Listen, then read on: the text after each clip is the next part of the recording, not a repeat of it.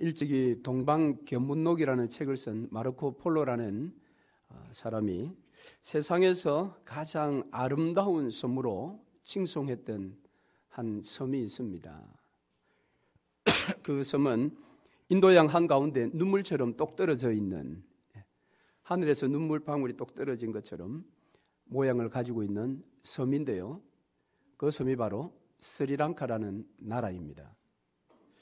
예로부터 아랍 상인들이 활동했던 이 해상 실크로드, 바다에 난 실크로드의 어떤 그 길목에서 딱 사람들이 느끼기를 배꼽 위치에 해 있는 섬이 바로 이 스리랑카라고 합니다. 그런데 이 자그마한 섬에는 보석과 또 여러 가지의 향신료들이 굉장히 넘쳐나서 많은 열강들이 이 스리랑카라는 섬을 차지하기 위해서 전쟁을 많이 했었다고 합니다. 그러다 보니까 이 스리랑카 국민들은 자신들을 일컫기를 인도양의 눈물이다 그렇게 불렀다고 합니다. 하지만 이 스리랑카라는 이 단어가 스리와 랑카가 겹쳐진 두 개고 겹쳐진 단어인데요. 먼저 스리라는 것은 찬란하게 빛나는 이라는 뜻을 가지고 있답니다. 이 랑카는 섬이라고 합니다. 그러나 찬란하게 빛나는 섬, 스리랑카. 여러분 혹시 스리랑카 가보신 분이 계십니까? 제가 이전에 부산에서 목회할 때 그 교회에 스리랑카에서 온 그런 사람들이 많이 있었습니다. 주로 이제 노무자로 많이 왔죠. 그러나 한국 사회 속에서 힘들어하는 그들에게 복음을 전하고 그들에게 사랑을 전했던 그런 사역을 통해서 서부 경남 지역에서는 제가 섬겼던 그 교회가 스리랑카 사회를 가장 모범적으로 잘하는, 그래서 상당수가 모였습니다. 자체 예배도 드리게 되고 또 교회에 부산 의대생들이 많아가지고 그 의대생들 중심으로 그들을 잘 섬겨서 그 가운데 섬겼던 청년 가정이 지금 그 스리랑카에 선교사로 그렇게 파송되어서 그곳에서 사역하고 있는 그런 일이 있습니다. 참 이 스리랑카는 저도 가보지는 않았지만은 그 당시에 그들과 함께 스리랑카를 위해서 기도하며 그들이 자기 나라로 다시 돌아갈 때에 복음 들고 그 나라로 돌아가서 인도양의 눈물이라고 스스로 일컫는 그 땅에 눈물을 걷어내고 복음을 전해서 그곳에 복음의 열매가 생기기를 그렇게 꿈꾸었던 그런 때가 생각이 납니다. 마찬가지로 오늘 우리가 읽은 본문의 말씀에 나오는 이 안디옥이라는 지역, 이 지역을 이 당시에 에이디안 40-50년대 이 당시에 안디옥이라는 도시는 상당히 알려진 대도시였습니다. 지중해 인근에 있는 도시로서 그 당시에 약 한 50만 명의 사람이 살고 있는, 그래서 사람들은 이 안디옥 지역을 동방의 아름다운 여왕이다 그렇게 일컬었다고 합니다. 그러다 보니까 거기에 세계적으로 뛰어난 그런 사람들이 많이 모이지 않겠습니까? 오늘날 뉴욕에 전 세계에서 그 나라에서 어쨌든 좀 낫다라는 사람은 뉴욕에 한번 다 오게 되는 것 아니겠습니까? 마찬가지로 이 안디옥도 그런 무역과 상업의 중심지였다 그럽니다. 행정으로 볼 때도 중심지였고 그 당시에 최고의 조폐소가 이 안디옥 지역에 있었다고 합니다. 그러니까 안디옥 지역에 50만이나 되는 그 인구 가운데는 정말 그 시대에 중요한 인물들이 수없이 많이 있었을 것입니다. 그러나 오늘 우리가 본문을 읽을 때에 그 놀라운 동방의 그런 아름다운 여왕이라는 이 도시에 정말 중요한 사람이 누구인지를 우리는 보게 되는 것입니다. 그것은 그 사람들이 어떤 조폐국의 직원도 아니고 그 도시에 있는 의사당의 의원도 아니고 바로 조그마한 교회당에 하나님을 섬기는 그런 사람들이었다 우리는 말할 수가 있습니다. 왜냐하면 그들은 비록 세상적으로는 알려져 있지 않았지만 하나님의 그 구원의 계획에 있어서 이제 사도행전에서 이야기했던 이 복음이 예루살렘에서 온 유대와 사마리아와 땅끝까지 하나님의 그 목적을 이루어가는 일에 전초기지로 쓰임받은 교회요, 그 사역의 첫 선교사로 그렇게 파송된 사람들이 이곳에 있었기 때문입니다. 그래서 우리는 사도행전 13장의 이 안디옥 교회를 잘 배워야 합니다. 그전까지 복음의 이 중심추가 예루살렘 교회에 있었는데 이 중심추를 하나님께서 북쪽 안디옥으로 옮겨 놓았습니다. 그래서 안디옥 교회를 크게 들어서 사용하심으로 그 안디옥 교회의 출발이 유럽으로, 그리고 아메리카로, 그리고 우리 동양 대한민국까지 복음이 그렇게 흘러왔던 것입니다. 그러므로 이 안디옥 교회는 매우 중요한 교회입니다. 그리고 안디옥 교회에 속한 그 성도들의 신앙의 모습은 정말 우리가 본받아야 할 그런 모습이 아닐 수가 없습니다. 그러므로 오늘 본문의 말씀, 짧은 3절의 말씀이지만 이 말씀 가운데서 저와 여러분이 오늘 이 시대에 우리가 교훈받아야 할 말씀이 무엇인지 함께 생각해 보려고 합니다. 자, 오늘 본문의 말씀에 보면 1절에 안디옥 교회에 예언자들과 교사들이 있었는데 라면서 5명의 사람을 소개합니다. 거기 한번 보시죠. 바나바와 니게르라 하는 시므온과 구레네 사람 루기오와 분봉왕 헤롯의 젖동생 마나엔과 및 사울이다, 그렇게 이야기합니다. 이 5명의 이름이 여기에 기록된 것은 누가의 굉장한 의도가 있는데요. 자, 여기에 먼저 바나바입니다. 바나바는 우리가 익히 알고 있는 이름이지요. 새가족 섬기는 어떤 사역 프로그램 이름 중에도 바나바가 있습니다. 곁에서 도와준다, 뭐 그렇게 이야기를 하는데, 이 바나바는 유대인 출신으로 레위 지파 사람이었죠. 그리고 예루살렘 교회가 이제 막 급성장할 때에 자신의 재산을 다 팔아서 교회에 바쳤던 인물이 바나바였죠. 이름도 위로자라는 뜻을 가지고 있으니까 얼마나 성도들을 잘 섬겼겠습니까? 그러니까 그는 교회의 충분한 지도자가 될 만한 그런 사람이었습니다. 예루살렘에서도 나름 지도자, 리더의 위치에 있었던 그가 바로 오늘 이 안디옥 교회에서도 지도자로 지금 인물이 거론되고 있습니다. 두 번째는 니게르라 하는 시므온입니다. 이 시므온의 직업과 그의 출신 배경 뭐 이런 것들은 전혀 성경에 다른 곳에 나타나 있지 않습니다. 본문에도 나타나 있지 않지요. 다만 여기에 나오는 이 니게르라는 단어를 보면 우리가 어느 정도 이 사람에 대해서 알 수가 있어요. 니게르라는 말은 검다라는 뜻입니다.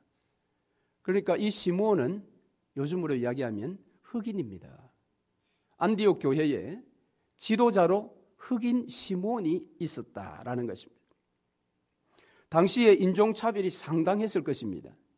유대인과 이방인 사이에 그 간격이라는 것은 정말 엄청났을 텐데 놀랍게도 이 안디옥 교회에 흑인이 지도자로 있었다. 세 번째, 구레네 사람 루기오입니다. 구레네라는 것은 오늘날 리비아를 가리킨다고 하는데요. 거기 출신인 이 루기오는 정말 아무런 설명이 없는, 이름으로도 별로 우리가 알 수 없는, 그러나 이 구레네라는 도시가 그 당시에 나름 좀 큰 도시였다고 합니다. 거기서 온 사람이라고만 알려져 있습니다. 그러니까 딱히 내세울 게 없는 무명 인사입니다. 물론 내세울 게 있다면 나 도시 출신이야. 저도 도시 출신입니다. 경남 밀양시 출신입니다. 저는 읍 사람 아닙니다. 리 사람 아닙니다. 그것 외에는 아무것도 자랑할 게 없는, 그런데 그도 지도자 반열에 지금 올라와 있습니다. 네 번째입니다. 헤롯의 젖동생으로 알려진 마나엔이라는 사람. 여기에 젖동생이라는 이 단어는 젖을같이 먹다, 그런 뜻을 가지고 있다고 그래요. 그러니까 아마 이 분봉왕 헤롯과 형제지간이었던 것 같아요. 그러니까 그는 쉽게 이야기하면 왕족 출신입니다. 이 왕족 출신이 이 이방인들이 모여있는 안디옥 교회의 지도자로 지금 세워져 있습니다. 마지막 한 사람, 다섯 번째 사람은 사울입니다. 우리가 너무도 잘 아는 정통 바리새파 출신으로 예수 믿는 사람을 잡아 감옥에 가두는 일을 했던, 예수께 적대적이었던, 믿는 자들의 원수였던 사람 사울이 놀랍게도 안디옥 교회에 지도자로 서 있습니다. 지도자 자격이 없는 사람 아닙니까? 그런데 그 교회의 지도자로 세워져 있습니다. 자, 이처럼 이 5명의 면면을 보면 너무도 각양각색입니다. 배경이 다르고요, 인물이 다르고, 바나바처럼 성직에 담당할 수 있는 그런 정통 레위인, 그리고 흑인 시몬, 무명의 루기오, 그리고 왕족 마나인, 주님의 대적자 사울, 이 사람들이 다 모여서 이 안디옥 교회를 지금 세워나가고 있었습니다. 여러분, 이것은 참으로 놀라운 일입니다. 오늘날도 교회 안에 다양한 사람들이 모여 있습니다. 다양한 사람들이 모여 있지만 그 다양한 사람들이 하나의 목소리를 내며 한 마음이 된다는 것은 정말 어렵습니다. 더구나 이 지도자들이 하나가 된다는 것은 정말 어려워요. 죄송한 말씀이지만 선배 목사님들 중에 그런 말씀을 하시는 분이 계세요. 당회를 이끌기 힘드냐? 장로를 많이 세워라. 왜 그렇게 가르칠까요? 장로를 많이 세우면, 죄송합니다, 자기들끼리 싸운다는 거예요. 자기들끼리 편이 나누어져 가지고 싸우기 때문에 목사한테 시비를 안 건다는 겁니다. 그런데 작으면 딱 하나가 돼서 목사한테 자꾸 공격을 한다고 그래요. 그래서 선배 목사님들이 당회 어려우냐? 장로 많이 세워. 얼마나 고생이 됐으면 그런 말씀을 하셨겠어요, 그죠? 그러나 그것은 성경적인 것이 아닙니다. 그래서 반드시 고쳐져야 될 것이죠. 이처럼 교회 안에 남녀노소, 빈부, 귀천, 이것을 뛰어넘는다라는 것은 오늘날도 어렵습니다. 그런데 하물며 2000년 전에 예수님 당시에 이 모든 차별과 간격이 다 없어요. 이들은 하나가 되었습니다. 그래서 안디옥 교회를 정말 멋지게 섬겼습니다. 사랑하는 성도 여러분, 오늘 우리 교회도 이와 같은 모습이 있어야 할 것입니다. 많이 가진 자나 좀 덜 가진 자나, 많이 배운 자나 좀 덜 배운 자나, 아주 잘난 사람이나 좀 못난 사람이나 아무런 차별이 없어야 할 것입니다. 그 교회가 안디옥 교회였습니다. 저 역시도 여러분을 대할 때에 여러분에게 차별 없이 대할 것을 늘 마음에 다짐을 합니다. 물론 사람이기 때문에 마음이 더 가는 사람이 있고 마음이 덜 가는 사람이 있을 수밖에 없겠지요. 그러나 할 수만 있다면 덜 가진 자, 덜 배운 자, 잘 못난 자, 그들에게 저 마음을 더 기울이려고 그렇게 애를 씁니다. 뿐만 아니라 교회에 아주 유능한 지도자, 우리 교회도 일꾼들이 얼마나 많이 있습니까? 너무 탁월하게 일을 잘하기 때문에 저 마음을 그쪽에 다 쏟아서 그런 탁월한 일을 하지 못하는 사람들이 섭섭해하지 않도록 언제나 그렇게 조심하고 있습니다. 혹시라도 제가 여러분 눈에 볼 때에 치우쳤다 싶으시면 언제든지 저에게 경고의 말씀을 주시기를 바랍니다. 고칠 것입니다. 여러분, 교회 안에는 차별이 없어야 합니다. 그래서 교회 안에서는 너무 잘난 체 하시면 안 됩니다. 돈 자랑하지도 마시고 지식 자랑하지도 마시고 자식 자랑도 하지 마시고 남편 자랑도 마시고 아내 예쁘다고 자랑도 하지 마시고. 그래서 이 안디옥 교회는 이와 같이 차별이 없는 모두가 하나가 되어서 하나가 되니까 정말 다른 데서 볼 수 없는 아름다운 색깔이 나타나는 거지요. 그 색깔을 하나님 기뻐하셨습니다. 그래서 복음의 중심추가 예루살렘에 있었는데 그 중심추를 하나님께서 북쪽 안디옥으로 옮겨 놓으셨습니다. 그리고 안디옥 교회를 예루살렘 교회보다 더 탁월하게 사용하신 것입니다. 이것이 교회가 복음 안에서 하나 되었을 때 이런 모습이 나타나는데, 그러면 정말 오늘 본문 가운데서 안디옥 교회가 그럴 수 있었던 어떤 그런 원인, 비결이라면 혹시 무엇이 있을까? 그것을 우리가 한번 들여볼 필요가 있지요. 자, 그것이 2절 3절에 나옵니다.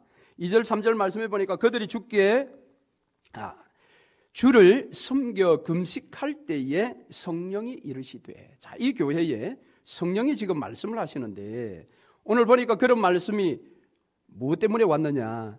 섬겨 금식할 때. 여기 섬기다 이 말은 원래 뜻은 예배하다라는 뜻입니다. 그러니까 그들이 예배하고 금식할 때에, 금식할 때, 쉽게 말해서 무엇입니까? 예배와 기도인 것입니다. 이 안디옥 교회가 각각 다른 배경과 지식과 출신들이 하나가 되어서 하나님께서 그토록 원하시는 열방 가운데로 복음을 전하는 전초기지의 교회로 쓰임받을 수 있게 된 것은 그들의 어떤 그런 포용력, 양보심이 있어서, 이해력이 넓어서 그것이 아니라 그들이 오직 예배하며 금식했기 때문이다라고 이야기를 합니다. 목사님, 그게 비결입니까? 당연한 것 아닙니까? 당연하죠. 여러분, 재미있는 이야기가 하나 있습니다. 어떤 아이가 너무 불안해서 그런지 눈에 보이는 종이는 다 찢어버리는 겁니다. 그러니까 중요한 서류도 눈에 보이면 다 찢어버려요.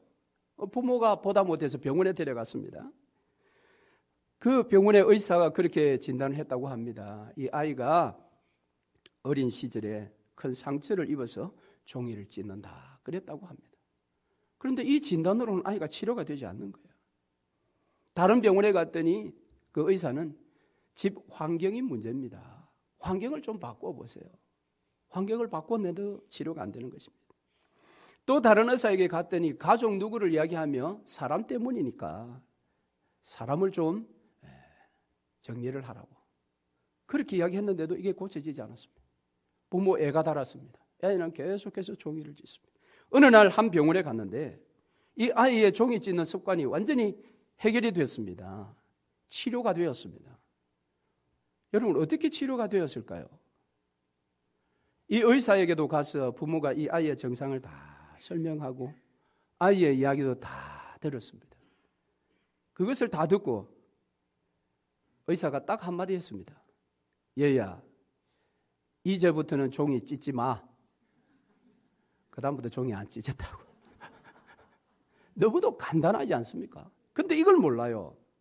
오늘 우리도 안디옥 교회가 어떻게 그렇게 빈부격차의 차별이 없이 모두가 복음 안에서 하나 되었을까? 비결이 뭘까? 아주 쉽습니다.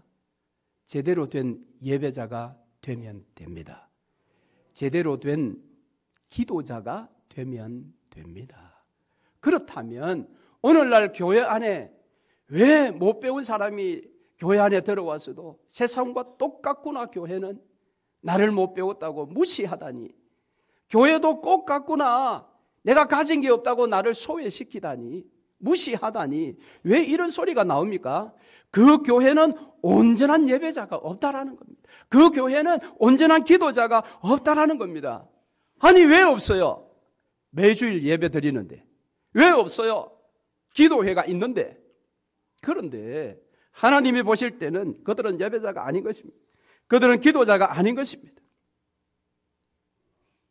이것은 매우 중요합니다. 오늘 저와 여러분은 예배자여야 합니다. 오늘 우리 임내송 할 때 네 번째 곡, 나는 예배자입니다. 여러분, 그 찬양을 하나님 앞에 드릴 때 여러분 마음을 담아서 노래를 하십니까? 찬양을 하십니까? 저도 그 찬양 이번에 처음 알았어요. 그래서 유튜브에 찾아보니까 나는 예배자입니다. 유치부 아이들이 부르는 이 유튜브가 많더라고요. 아이들이 한 10명씩 쫙 서서 다리를 까딱까딱 하면서 나는 예배자입니다. 뒷부분은 안 하더라고요. 뒤에는 어려워요. 뒤에는 저도 어렵더라고 보니까. 앞부분만 나는 예배자입니다 하는 노래를 하는데요. 여러분은 그 노래 하시면서 진짜 마음을 담아서 여러분이 지금 목사 없이 찬양대 없이 진정으로 여러분이 하나님 앞에 딱 예배자로 지금 서서 찬양하고 계십니까? 그런 찬양을 드려야 합니다. 오늘날 우리 개신교가 고쳐야 할 것 중에 하나가 예배 이퀄 설교로 생각하는 것입니다. 예배 이러면 다 설교 생각합니다. 물론 종교개혁을 일으켰던 종교개혁자들이 1500년 동안 기독교의 암흑기 중에 이 로마 가톨릭이 그들의 사제 손에 성경을 감추어 놓고 이 말씀을 가르치지 않았던 그것이 문제였죠. 그래서 종교개혁자들이 이 말씀을 성도들의 손에 안겨준 것입니다. 쉽게 이야기하면 종교개혁은 그것입니다. 그러다 보니까 이전까지 없었던 말씀을 안겨주다 보니까 말씀을 너무 강조했고 이전까지 성경을 구경도 못했던 성경에 대하여 하나님 말씀을 들어보지 못했던 사람들이 이 놀라운 하나님 말씀을 손에 쥐고 자기들이 직접 읽어보니 너무도 귀했던 것입니다. 그래서 예배 드린다 이러면 설교 듣는다 생각을 해요. 오늘 예배 엉망이었어. 이 말은 오늘 설교가 꽝이야 이 말입니다. 오늘 예배 너무 좋았어. 이 말은 설교에 내가 오늘 은혜 받았어 그것이에요. 그것도 맞습니다. 그러나 여러분 예배는 설교가 아닙니다. 예배는 예배입니다. 무엇입니까? 설교는 예배 가운데 한 순서입니다. 그래서 어떤 목회자들은 설교조차도 예배 1시간 중에 너무 길다. 그래서 딱 20분만 하시는 분이 계세요. 그런 분은 참 대단하신 분이죠. 뭐 신학이 잘못됐다 그런 건 아니지 않습니까? 그러나 20분의 설교를 통해서 하나님의 메시지를 정확하게 전달할 수 있다는 건 대단한 능력입니다. 그만큼 또 준비가 되어야 합니다. 저 설교가 30분, 40분 막기를 주면 목사님 설교 준비가 안 돼서 지금 횡설수설하는구나 그렇게 생각하시면 됩니다. 20분. 그런데 여러분 예배는 사실은 우리가 찬양팀하고 여러분들이 다 앉아 계시고 찬양대와 제가 이렇게 들어옵니다마는 이런 것들도 우리가 약간 형식을 더 갖추어서 모두가 다 우리가 예배를 앞에서 집례하는 목회자가 예배실에 딱 입장하는 그 순간부터 사실은 예배로 보셔도 됩니다. 그러니까 찬양팀이 시작을 하지 않았지만 이미 예배는 시작이 된 거죠. 그렇기 때문에 여러분 찬양팀이 서기 전까지 막 옆에 사람하고 이야기하고 떠들고 한 주에 무슨 일이 있었냐 그런 교제는 나중에 저쪽에 가서 하시고 여러분 스스로도 개인적으로 예배실에 딱 들어오면 그때부터는 하나님 앞에 예배자여야 합니다. 조용히 예배를 기다리고 오늘 이 예배 가운데 찾아오실 그 하나님을 소망하면서 그를 바라보려고 애를 쓰고 그래서 각자 앉은 자리에서 준비하고 있고 목사와 찬양대가 들어오고 찬양팀이 쫙 서서 찬양을 시작하면 그때부터 여러분 스스로가 베드로가 이야기한 것처럼 만인 제사장이 되어서 그 하나님 앞에 여러분이 예배자 단독으로 나서야 하는 것입니다. 그런데 우리는 예배는 설교다 생각하니까 설교되기 전까지는 이게 집중이 안 되는 거예요. 찬양할 때도 집중이 잘 안 되고 기도할 때에도 기도자는 기도하고 나는 딴 생각하는 거예요. 다른 묵상을 하는 겁니다. 그리고 설교 시간에 설교를 들으려고 애를 쓰죠. 그러면 여러분 그것이 온전한 예배인가? 온전한 예배자인가? 그렇지가 않다라는 것입니다. 여러분 매 순간 예배가 시작되면 그때부터 여러분 프로야구를 보시면 재미있는 장면이 있습니다. 이제 투수가 공을 던지기 전에 투수도 몸을 이렇게 좀 풀지 않겠어요? 매 순간순간. 그럴 때에 각 선수들이 다 자기도 몸을 스트레칭합니다. 그러나 투수가 공을 던지려고 딱 글러브에 손을 갖다 대는 순간 여러분 한번 보세요. 모든 선수들이 자기 자세를 쫙 잡습니다. 그런데 우리는 투수가 공을 던지려고 하는데 1루수가 엉뚱하고 보고 있어요. 자기 편을 쳐다보고 있다든지. 이러면은 그 경기가 안 되는 거죠. 예배도 마찬가지입니다, 여러분. 예배가 우리가 딱 예배를 시작하는 그 시간 딱 되면 여러분 모두가 다 주목하고 하나님을 바라보려고 애를 쓰고 찬양할 때 그 찬양이 찬양팀의 찬양이 아니라 내 찬양이 되도록 왜 오늘 찬양팀 옷을 저렇게 입고 온 거야? 뭐 이런 식으로 자꾸 생각하지 마시고 왜 얼굴이 어두운 거야?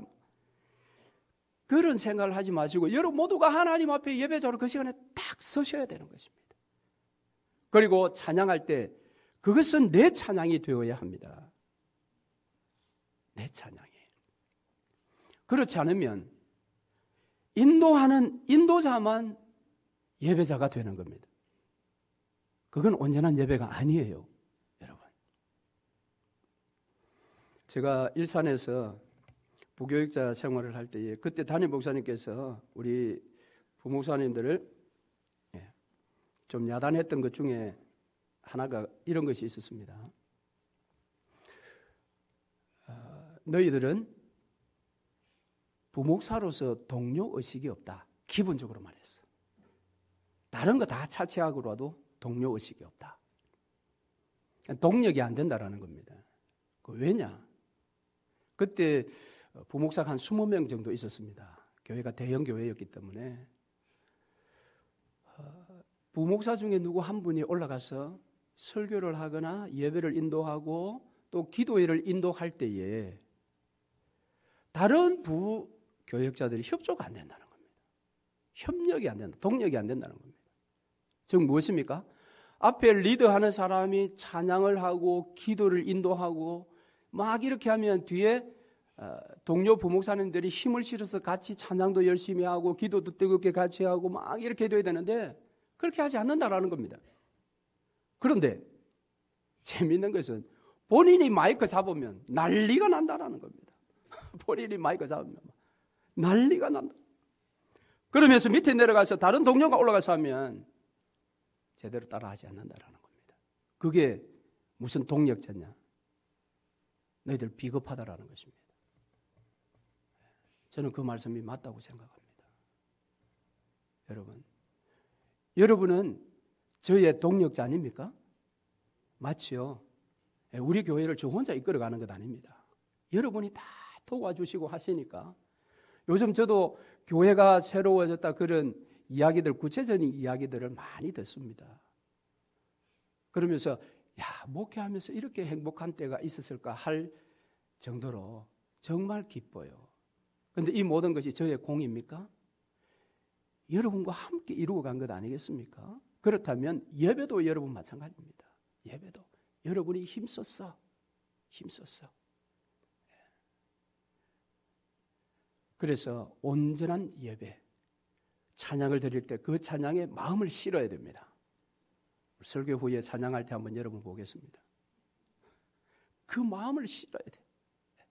기도도 마찬가지입니다. 기도할 때에도 앞에서 기도 인도자가 기도할 때에 그 기도에 여러분의 마음을 담으셔야 됩니다. 담으시면 아멘이 터져 나오게 되어 있습니다.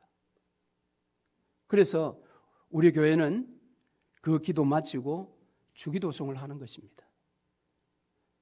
제가 앞에서 주기도송 하는 것보다 찬양대가 주기도송 하면 얼마나 듣기가 좋습니까? 화음이 있어서 더 아름다운 곡조가 있는 주기도송을 하겠지만 제가 고집하는 것은 저와 여러분이 함께 주기도를 하는 것입니다. 그래서 그 기도 가운데 하나님의 임재를 느끼며 우리의 기도가 하나님 앞에 올라간다는 그런 놀라운 은혜를 우리가 경험하기를 원하는 것입니다. 그래서 여러분 기도자가 되어야 합니다. 그렇게 되어야 안디옥 교회처럼 각 세계 사람들이 하나가 될 수 있습니다. 하나가 될 수 있습니다. 뿐만 아니라 그 하나 된 그 교회에 성령 하나님께서 말씀하십니다. 나도 너희를 보내노라. 이렇게 하나가 될 때에 하나님의 보내심의 사명을 감당할 수 있지. 하나가 되지 않는데 어떻게 우리가 갈 수 있겠습니까? 하나가 되지 않을 때는 하나님의 음성을 들을 수도 없고, 그 음성 듣지 않은 상태에서 가면 사달이 나는 겁니다. 사고가 난다라는 것입니다. 다툼이 일어난다라는 것입니다.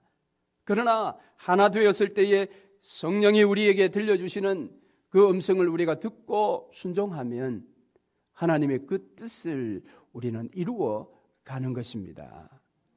그러므로 올 한 해 우리가 20주년을 맞아 하나님의 보내심에 순종하여 열방 가운데로 복음을 들고 가자 했을 때에 무엇보다 여러분, 올해 우리의 예배가 달라져야 합니다.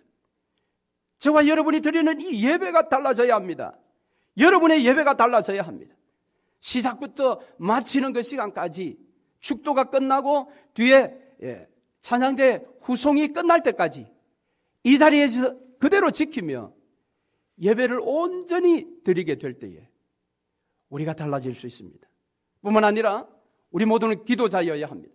각자의 삶의 현장에서도 기도자여야 합니다. 가정에서도 기도자여야 합니다. 그리고 교회 기도 모임에 여러분이 나오셔야 합니다. 나오셔야 합니다. 그래, 아마존에 간다고 가실 분 좀 가세요. 그렇게 해서는 안 되는 것입니다. 가고 안 가고는 모르는 것입니다. 여러분이 하나님 앞에 나와서 이 일에 기도자가 될 때에 하나님이 누구에게 가라고 말씀하실지 몰라요. 그러면 여러분 다 내려놓고 가야 됩니다. 지난주 광고씨가 말씀드린 것처럼 일주일 병원에 입원했다 생각하고 다 스탑시키고 가야 됩니다. 가라고 하시는데 왜 안 가겠다고 버티겠어요? 문제는 기도자가 안 되니 듣지를 못하는 거예요. 듣지를. 그러면 여러분 평생 한번 복음 들고 나가보지 못합니다. 전도 현장의 열방 가운데도 죄송합니다. 모세 어르신들 젊어서 가야 됩니다. 젊어서. 이번에 우리 김상현 장로님 아마존 가볼까 그렇게 말씀을 하셨다 그래요. 고혜자 권사님 단박에 안 됩니다. 짐 됩니다. 이렇게 말렸다고 그래요. 여러분 가라고 하시면 우리 모두 가야 합니다. 그러기 위해서는 저와 여러분 기도자여야 합니다. 그래서 여러분 기도의 자리에 좀 나오십시오. 기도의 자리에. 선교팀장만 마음이 탑니다. 왜 혼자만 마음이 타야 됩니까? 여러분 모두가 마음이 타야 됩니다. 그게 가족 아니에요? 그게 몸 아니에요? 그러니까 그렇게 함께 마음이 타는 현장이 어디냐 하면 기도의 자리인 것입니다. 금요 기도 좀 나오십시오.